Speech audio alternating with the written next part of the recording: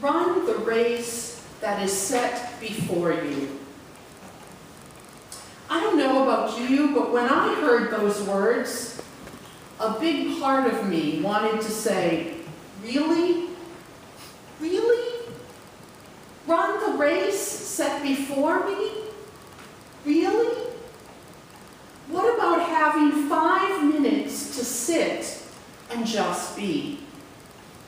Because if you're like me, so many of us have lives that are full and overfull and overscheduled and overprogrammed. We have our main job. We have our other job. Some of us have still that extra job. We have our roles in our families. We have our roles among our friends and at work. We have our work to-do lists. We have our house to-do lists. We have our family to-do lists. We have our to keep ourselves healthy to-do lists. And if you're like me, I even have a to-do list of the things that I need to do just to be good to me. So, with all of these lists and with all of these things pulling at us, our lives are so overscheduled that just having extra time to sit and be, if you're like me, leads to feeling like something is wrong. And yet, in the midst of lives that can be overbooked, the writer of Hebrew reminds us to run the race set before us. What exactly is the race that is set before us? Is this race our hurried, harried lives? Or is our day-to-day lives obscuring our real purpose? Because there are times that I know that I stay so busy so that I don't have to let anyone or anything else into my life. And when I'm honest, that includes God. During those times, I know that I'm hiding behind my hectic schedule. And it is so easy to do. Things get hectic, life gets anxious and unsure, things aren't as folding as you planned. So you just double down and keep things going the way they've always been. And you paste on your most confident smile on your face and declare to everyone you see, and most importantly to yourself, that things are just fine. You know that look. That look that you get when you feel like your life is totally unraveling, but when anybody asks, you're like, I'm fine, just fine. I have everything under control. And in reality, things aren't fine. You don't feel like you have anything under control, and you really have no idea what to do next. And then we come back to the words we heard this morning. Run the race set before you. The writer of Hebrews wrote those words to encourage others. For then, as is now, life is difficult. Communities were changing. The new Christian community at this time, when the writer of Hebrews was writing this letter, they were the target of so much ridicule and persecution. Their life was not settled in any way, and their life was not really safe. And the people were losing hope. They heard the stories of their faith from long ago, that whole list of people. And they thought, I can't compare to that. That's not me. They were heroes. I'm just barely keeping it together, so I can't be a hero of faith. And in the midst of this doubt and anxiety and fear comes the writer of Hebrews, reminding the new Christian community that having faith is a process that needs endurance and courage and time. Faith is lived each and every day in our imperfect and somewhat seemingly falling apart lives. And also the writer reminds us that our lives will always have challenges. God expects us to have challenges that shake us to our core. This story, this reading, reminds us that everyone, including those pillars of faith, faced great challenges. And they survived it, and in fact, they thrived through it because they had hope in God's great love. So they kept going. They persevered through all of the challenges. And yet at the same time, they never forgot who they were and whose they were. They didn't get stuck in their day-to-day problems. They remembered God's promises. They kept sight of the bigger picture in between all of the to-do lists and everything else going on. They knew, in the end, God and Jesus would be with them. This morning, the daily devotional from our denomination, and here's the little advertising plug. If you don't get it sent to your inbox each and every day, ask Derek for the website. It is a great way to start your day each and every morning. And this day, the writer of the daily devotional talks about hope and talks about Jesus. So Donna Scopper writes, "One of the many things I love about Jesus is that he is not a Pollyanna. He would flunk Hallmark card writing.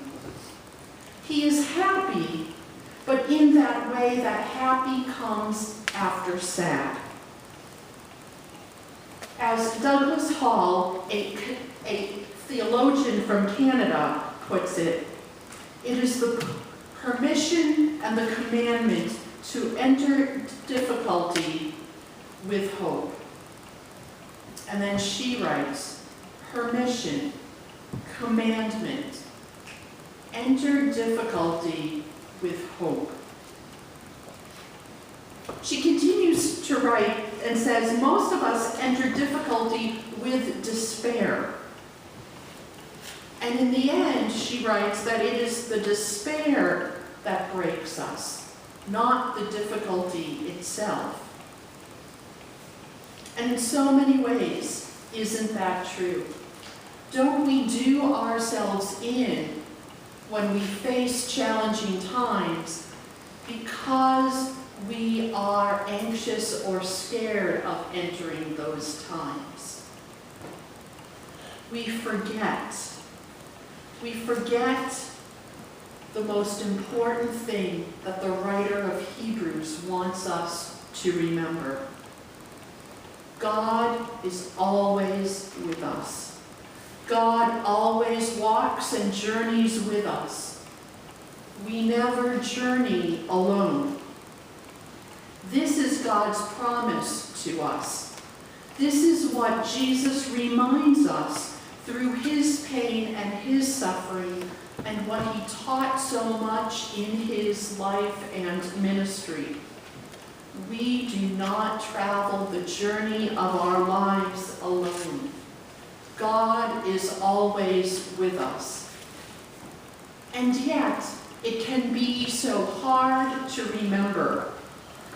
It's hard to remember because we do have 250 things, it feels like, on our to-do list, banging and clanging for them to get done.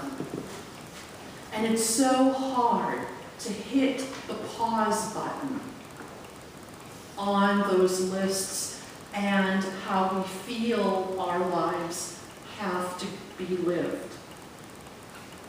Yesterday, Sandy and I went blackberry picking. It's August, it's Northern Virginia and West Virginia. What better thing to do? And so we got the little cart and we were heading out to the berry patch. And we started picking berries. And I'm starting to pick blackberries as fast as I can. And I'm thinking, what's wrong with this picture? Is there a race? You know, I'm going to pay $15 a flat for no matter how fast or slow I pick these blackberries. And the purpose of going to pick blackberries was to go and pick blackberries and have a good time. There was nothing else on our schedule. And I was like, so why am I trying to be the fastest blackberry picker here? And yet, don't we all do that?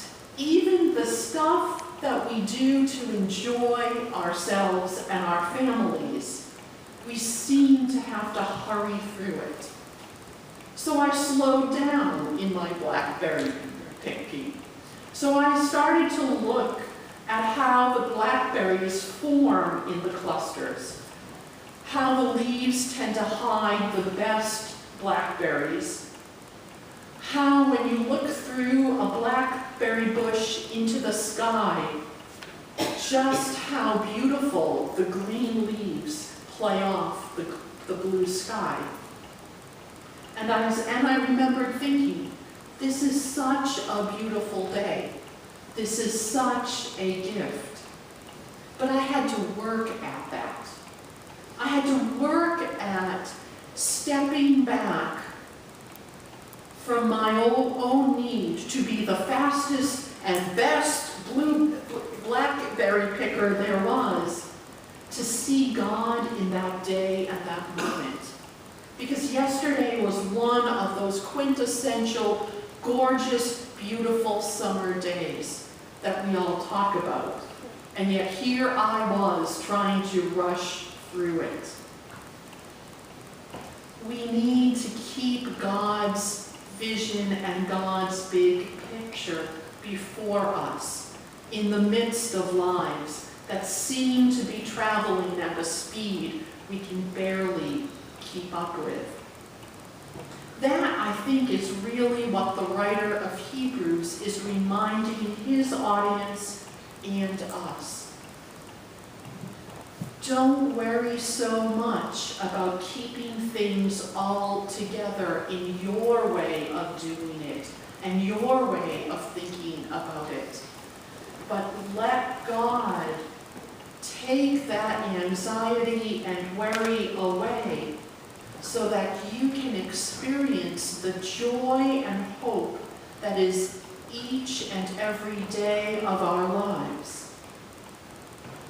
And with this knowledge, we are able to journey our own lives in faith and hope. We can see our present situation as an opportunity to allow God to break through our lives and break into our hearts and replace the fear and the anxiety with hope and joy. When we lay aside our protections, whether they be our schedules or how we think about our lives, we allow God, our true protector, our true visionary, to enter us and allow ourselves to discover the vision that God has for each one of us and for our communities of faith. Yes, now is the time to run the race that is set before us. But that race is not our to-do lists and all the responsibilities that weigh us down and make us close in on ourselves. Now is the time to open ourselves up to the joy and the hope that God has and desires for us. Now is the time to step out in that hope, to see God's vision, to see the bigger picture that is a part of our lives. And recognizing that when we do, we become one of God's faithful heroes who will be read about and known about and loved and cherished by our communities, but most importantly, by our God. Amen.